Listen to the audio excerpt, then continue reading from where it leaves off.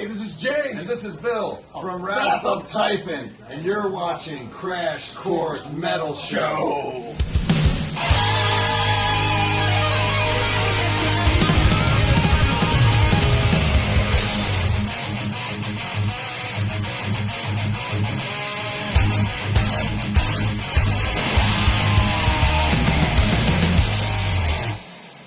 What is going on, everybody? Welcome to the party. We got a very special guest and second guest eventually here coming to the show here for an interview. We got Nate Tyson from SpellBook, and they are happy to be here. I'm happy for them to be here. Very, very cool local band. Especially if you guys like anything in that range of like doom metal, kind of like that 70s rock, anything kind of like Black Sabbath-y kind of deal. Very, very cool band. Check them out. Nate, how you doing, brother? Thank you for coming on. Doing good, Trevor. How you doing? Good, man. Good. So very happy to have you guys on. And like I said, if you don't mind just giving a little bit of a background to who and what SpellBook is as a band. So we formed the band back in 2007 under the name Witch Hazel. That was me, Nick Zinn on drums, Andrew Harris on bass, Michael Sable on guitar. So that was the first incarnation of the band. And we put out 2 full-length records under the name Witch Hazel and one small EP, all self-released. Mm-hmm. And it wasn't until Magic and Mischief where we got picked up by Cruz del Sur Music. Yep. Yeah. And that's when we decided to pull the trigger on the name change to SpellBook. And there's been a lot of lineup changes in between those records, but yeah, that's kind of how it started out back in 2007.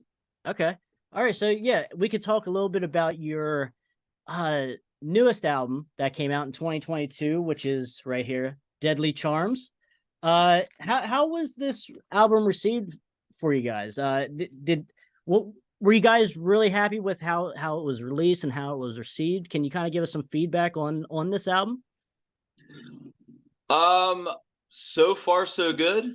Mm-hmm. It's selling very well. I think style-wise, it's the most true to form of what we want the band to sound like, as opposed to our previous records. This one in particular, it was the first time where we were under time restraints. Okay. With the studio and the record label. So basically we had 9 days to completely record a full-length record and have it the finished product sent to the record label. So it was a stressful one. So we had to get real creative, real quick, and just hammer this one out. And which, there's times where I wish we had more time and explored more ideas. But at the same time, it made us, not mess around at all in the studio. Like we had a mission and we had to get it done. So we just hammered it out. Yeah, I kind of did want to touch on that a little bit. Like throughout your whole catalog, when I was listening through it, the first 2 albums, like you guys are kind of like finding yourself, so to speak. Like you're kind of playing around in a couple different areas and styles of rock and metal, like Drinking for a Living off of the second Witch Hazel kind of is just like your classic fun 70s type stuff. Nothing like so much as you would get on, say, Magic and Mischief and on your newest Deadly Charms.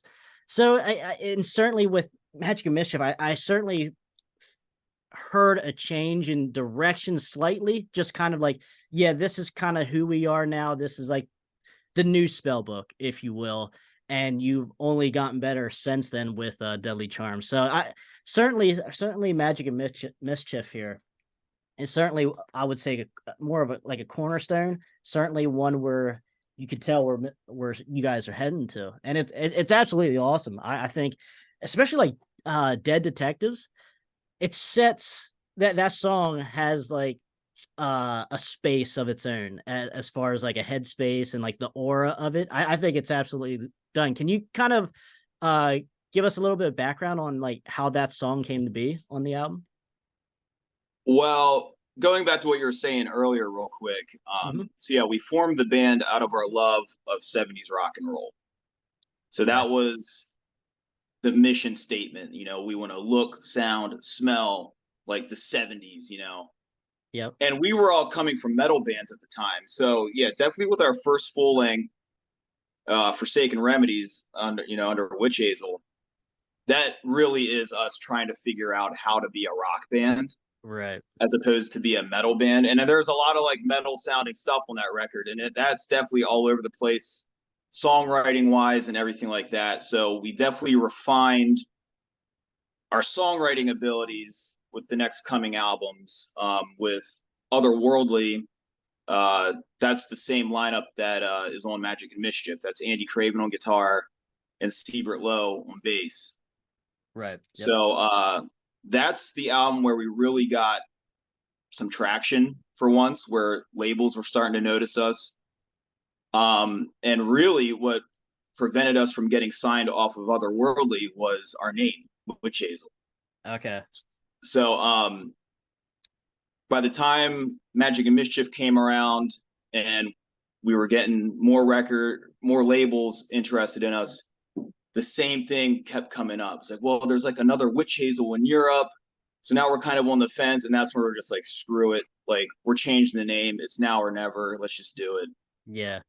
So going from Otherworldly to Magic and Mischief, I'd say the main difference in sound and style were, I think I wrote a majority of the songs on Otherworldly.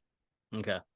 And then with Magic and Mischief, most of those songs, if not all but one, were really heavy on Andy Craven and Siebert Lowe with their writing abilities. So that would be the only sound change that I can think of, you know, of the difference of the two records. As far as Dead Detectives.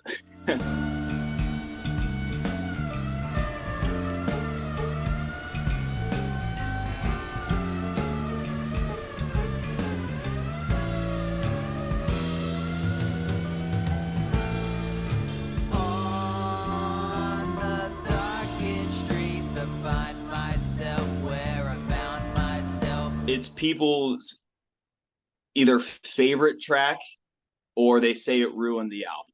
Really?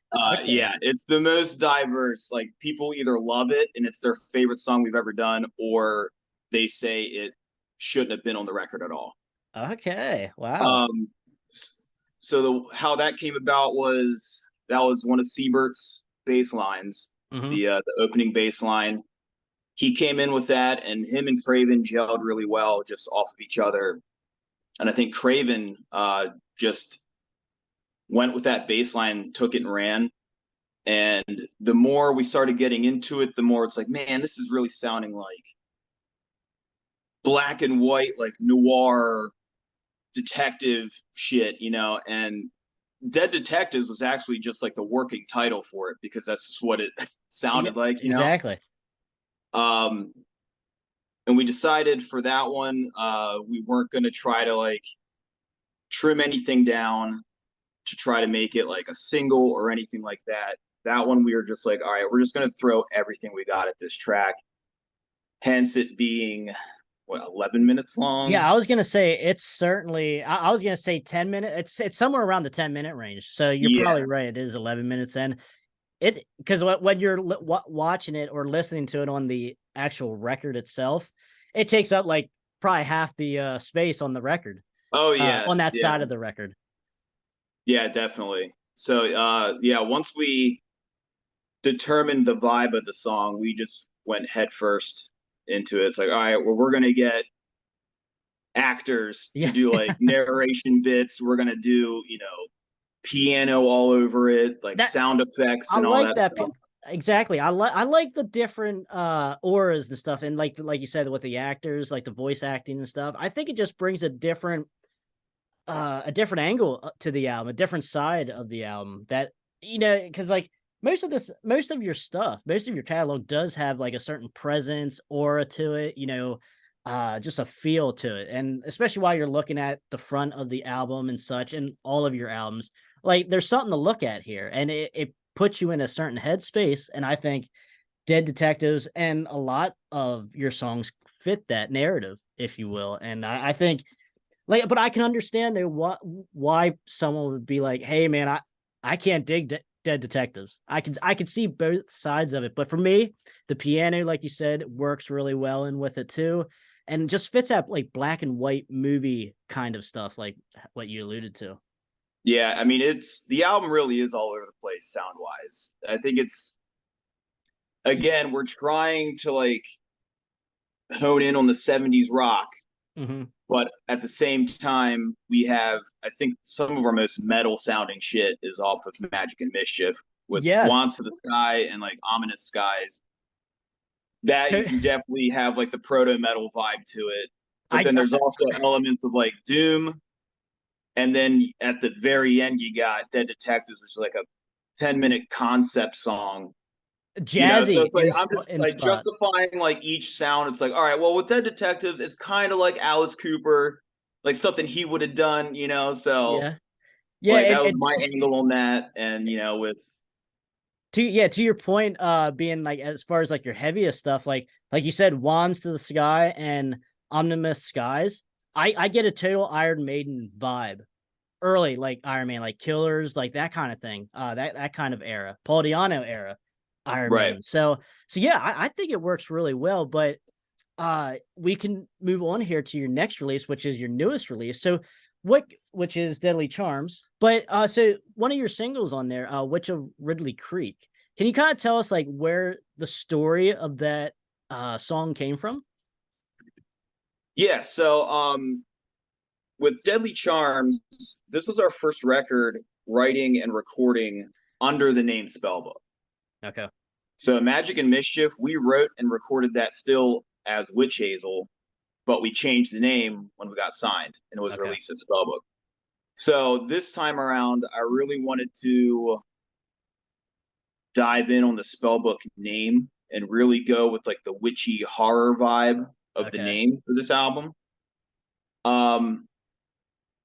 And so a couple of the songs are about local stories, like local to us, about like regarding witchcraft, Mm-hmm. and other crazy shit like that.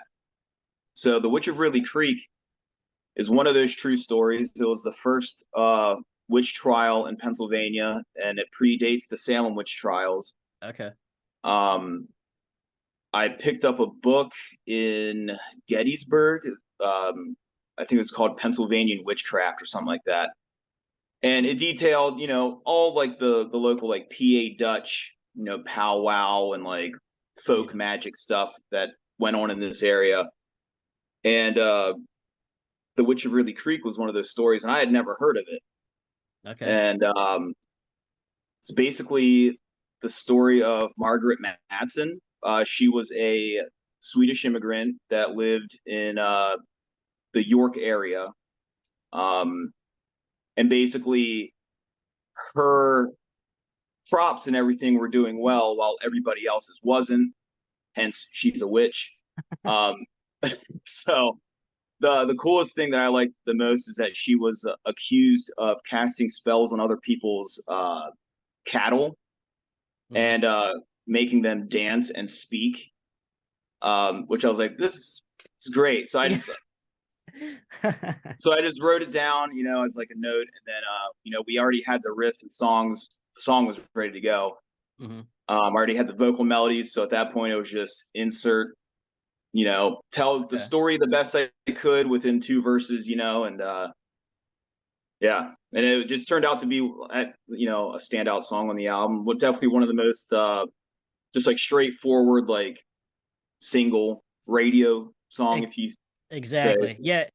I don't think I could pick a better single, I would say. Certainly all the other songs are right up there with it. But as far as, like you said, radio friendly single, like something to really hand to anyone to listen to and to like, I think that's pretty much a home run off the album. So Yeah, it's quite pretty cool. like from start to finish, just straight up rocker. It's a good way to introduce people to the band. That's why we chose it to do a music video for. Mhm. Yeah. So yeah, turned out good. Good. So I wanted to ask you and then Nick eventually, but you will have a different setting of the question anyway. What I guess vocalist bring all your influence in from? Who was or who is that one vocalist that you not strive to be, but like who you grab a lot of the influence from? Everybody will say Ozzy. Yeah. And the thing is yeah, we definitely Black Sabbath is probably our biggest influence. Mhm. Just that 70s doom vibe is exactly what we're going for. But it's not that I try to sound like Ozzy, I just happen to sound like Yeah. Ozzy.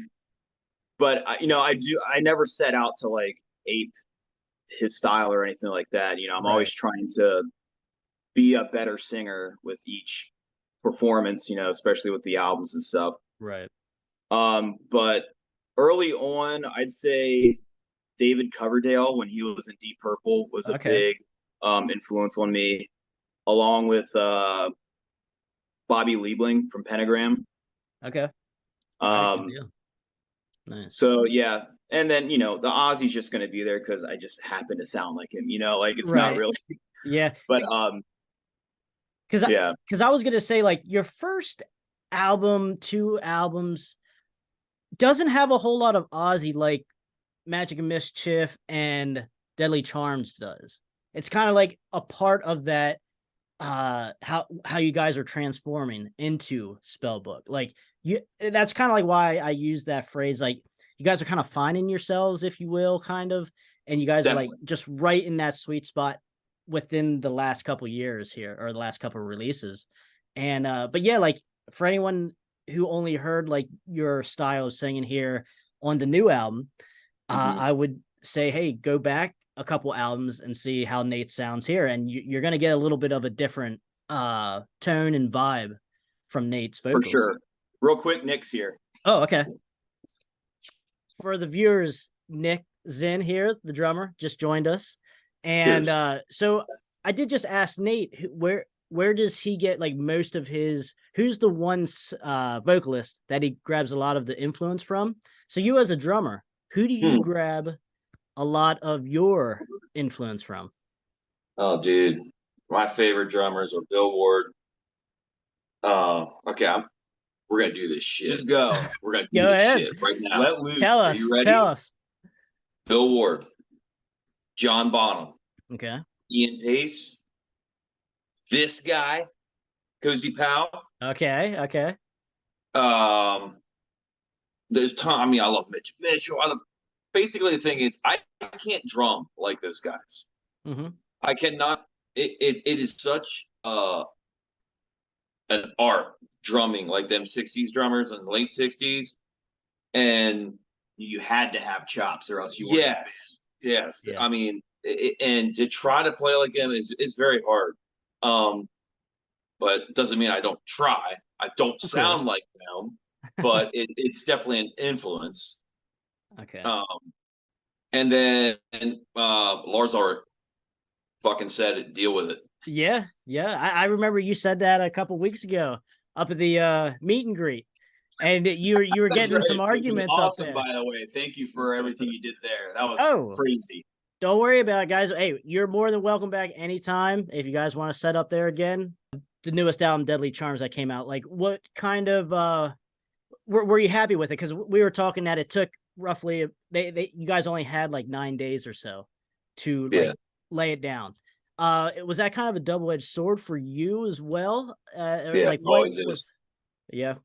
Always is. So how we do records is we go in, the band plays to me, we just keep my track, and then they play back, and I just always feel like you know, after the second failed take, it's like, dude, you gotta nail this one because like fucking on the clock.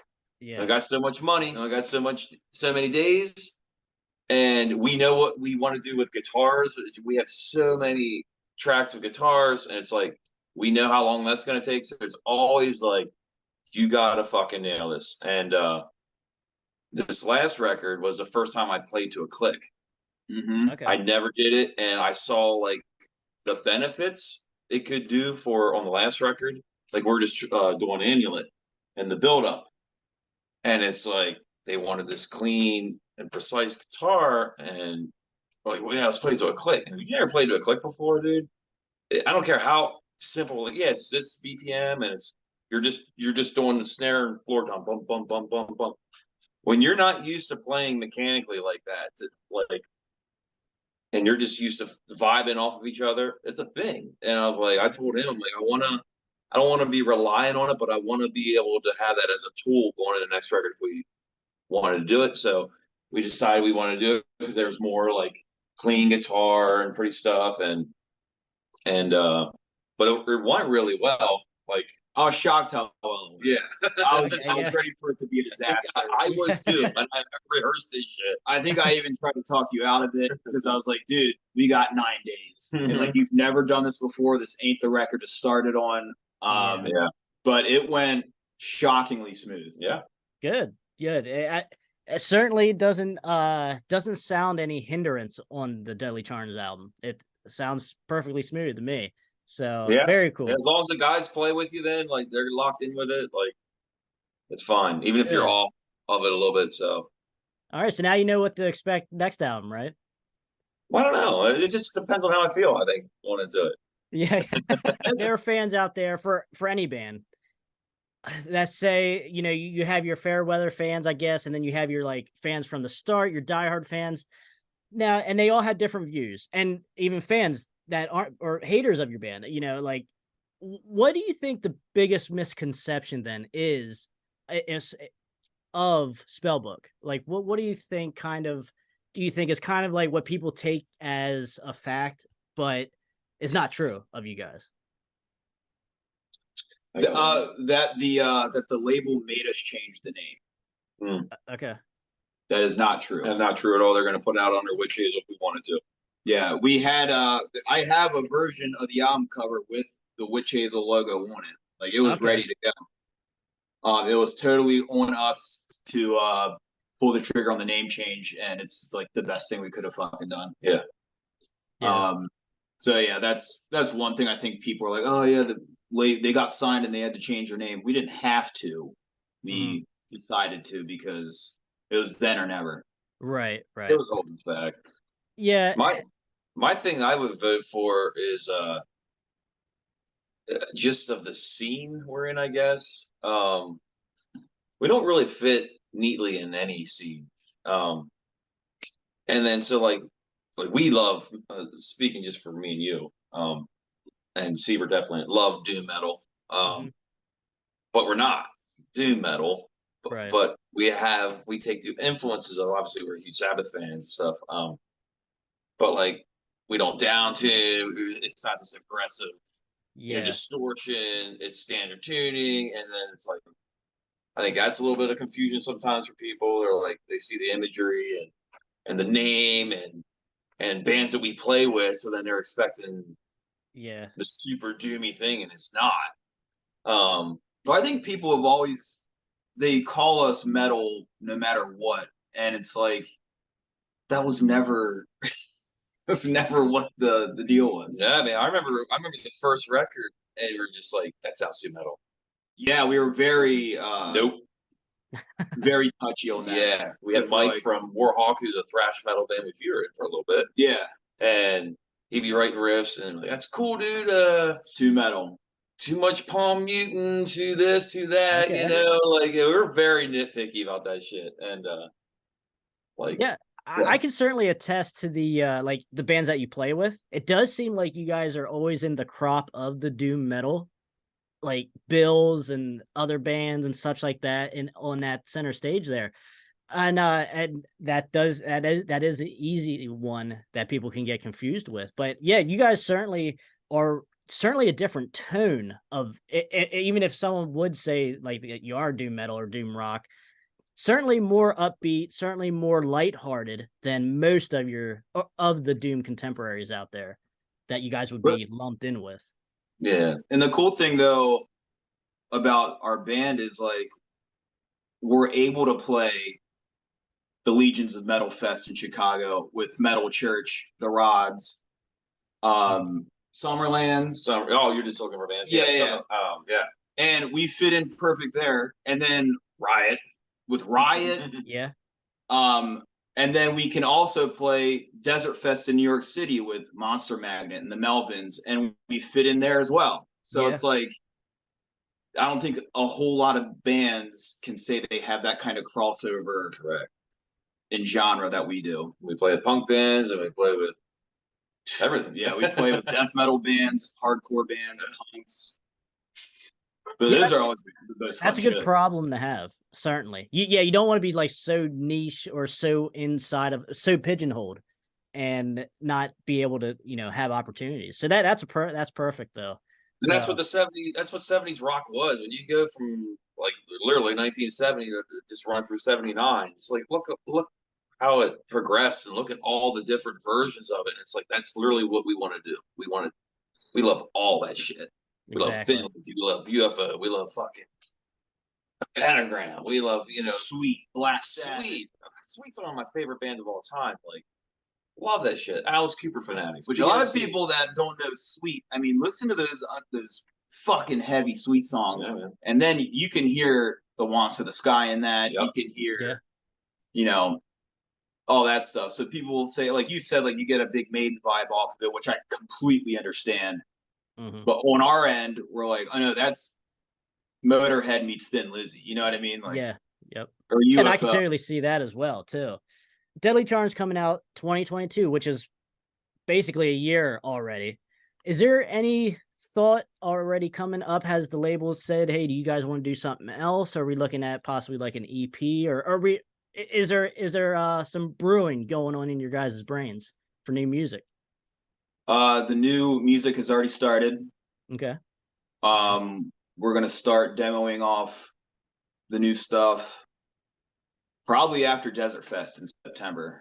That's our last like real big show. We have a couple more after that, but that's when we're gonna start hunkering down and working on the next full-length album. I always like to get or end an interview with this question for all of the guests. So we'll start with Nate first here. What was the one album? I like to ask album, but if you can't think of one single album, or you can give me a band, what single album or band made you Nate Boss Tyson in SpellBook?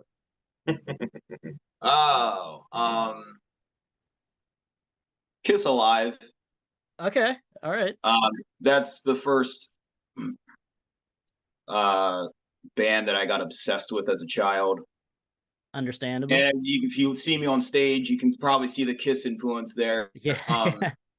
So it all started with Kiss and that specific album, and it just snowballed from there. Okay. And now, so since Kiss is a pretty big influence on you, has Paul Stanley's vocal style really given you any influence as far as like, say, some of the others that you have named earlier? Not really. No? Okay. We used to cover some Kiss. I Stole Your Love. I Stole Your Love. Oh, okay. Namely. And man, it's a bitch to sing like him. For me, at least. I don't know why, but yeah, it's he's a tough one for me to crack. So yeah, I never really took too much influence from him vocally, but definitely riff wise, songwriting wise, you can, if you listen to it, you can hear a lot of Kiss in my shit. So right. Okay. Very cool. So Nick, for you, what was the one album or band that made you Nick Zen in SpellBook? Black Sabbath, man. Okay. I mean, it was my first tape cassette I ever bought was Ozzy No Rest for the Wicked. All right, good. Yeah, that's a good album. Good album. Dude, blew my mind. I mean, just changed my life. Changed my fucking life. I'm like, Dude, yeah. Some Man, of Zach's best work listen to this shit. with Ozzy. Like, in what there. my parents thinking about me? Like, I gotta go to church Sunday. Like, what the fuck, And it just totally changed me. And then by the time, like, I have an older brother, so he was like giving me his CDs and cassettes, and Ozzy was in Black Sabbath. I knew nothing about Black Sabbath, and I started listening to that, and I'll never forget. Like, I used to save up my lunch money, and every week my mom would go get groceries and stop at like Hills. You remember Hills? Yeah. baby. Okay. Yep. Yeah. My mom worked at Hills. So they had like $10 CDs, right? Especially the classic rock shit. Right. And every week it was just a goal to get a Sabbath or an Ozzy, one that I didn't have yet. So like I knew I had Paranoid, I had Sabbath debut, I had Master of Reality, I had South by Sabbath, and then I remember seeing Volume 4 and kind of being like, fucking album cover is just weird. Like, Yeah. what's that about? Like, whatever. And I think I only recognized one song on it, Snowblind, from Speak of the Devil. Mm-hmm. The Oh, Ozzy. yeah. I was gonna I was say. like, well, I know that song, dude. That album. I can like close my eyes and visualize what it was like when I put that CD in a CD player, and Wheels of Confusion comes on. The tone, the production, Bill's drumming. That's when I was like, man, I want to be a drummer. And then learning from Bill, like he's just such a weird guy to learn from. He's my main inspiration, but I don't play like him because I don't think anybody can play like Bill Ward other than Bill Ward. Yep. That's Yeah, what makes it cool. He's a great for a reason. Yep. Hits hard. Yep. Yeah. So do you. I try to. So, both of you being big Black Sabbath fans, I had to explain this to somebody. I was trying to tell them about SpellBook because they're big Ozzy era Black Sabbath fans. So I told them about SpellBook, and what kind of came to mind, like when it kind of just came out of me, I said, technical ecstasy. I hear a little bit of technical ecstasy in your guys' catalog. If there is a Black Sabbath album to relate us to, it is that album. Okay. Because all right, good. Then I did most good. Rock and roll. Yes. There's surprises on it. Like, holy shit, that's heavy as shit. But then there's more rock and roll stuff on it. Bill's drumming is probably some of my favorite that he's ever done for Sabbath on that album. I love that comparison. Okay, I'd good. say Sabbath, Bloody Sabbath, but that's just me. That's a good one too. They're definitely progressive on that one. You got Fluff. Yeah. I mean, come on, man. It's like Yeah. they get some weird shit on there. Yeah. But yeah, I mean, any Sabbath. Sabracadabra. That's Yeah, a bro. fucking grooving banger. Like, Come on. Yep. Kill Yeah. yourself to live it. but that's like the big, like, when you're talking about Sabbath, like, I know for a fact, I've known this guy for so long. When we say Sabbath, we just don't think, bah. Like, we're not, that's not our go-to. Right. Like, we're like, you're like the groove and shit, and like the dude Geezer and like the shit he's playing underneath it. Like, that's, I think, where our heads at. You know what I mean? Like the thousands of bands that list Black Sabbath as like their main influence, and they're just generic doom metal bands. Right. I mean, they're missing 85% of the rest of the sound of Black Sabbath. I mean, I remember him calling me up one day when we were kids, basically. And he's like, oh my God, I figured it out. I know what kind of band I want to be in. I was like, what? He's like, evil jazz. There you go. Listen to that early like the first Black Sabbath record. It's like, dude, they were so much more than just doom. And I mean, I get it. They invented it and everything. But that's when we say like Black Sabbath is an influence on us. We're talking Black Sabbath, not just the doom stuff, like all of it. Yeah. Right. Literally the whole catalog of Black Sabbath. So, yeah.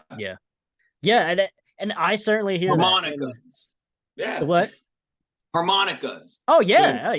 Beautiful. And like we mentioned earlier, I really dig the piano in Dead Detectives. Like that's why I like Dead Detectives, because like the variety in your guys' catalog is good, and same with Black Sabbath as well. So I think I think most of like the the big Black Sabbath fans, not just like your mainstream type deals, will be able to see that in your guys' catalog.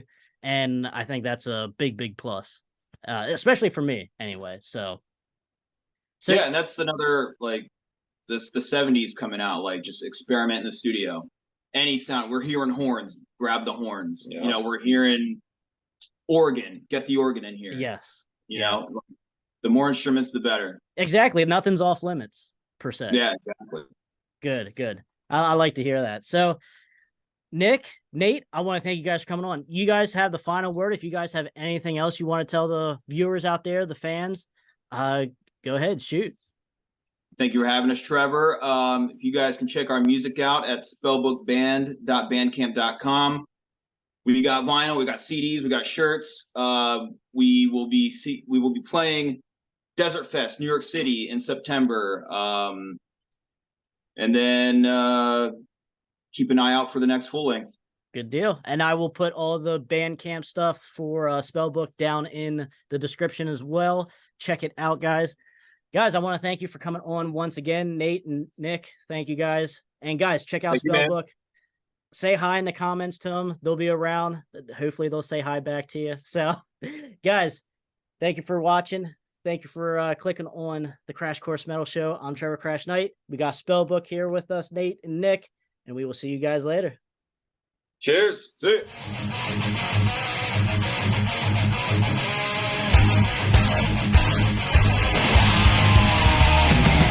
Yeah, I wrote that. It's called I Want to Rock Your Body. And then in parentheses it says to the break of dawn.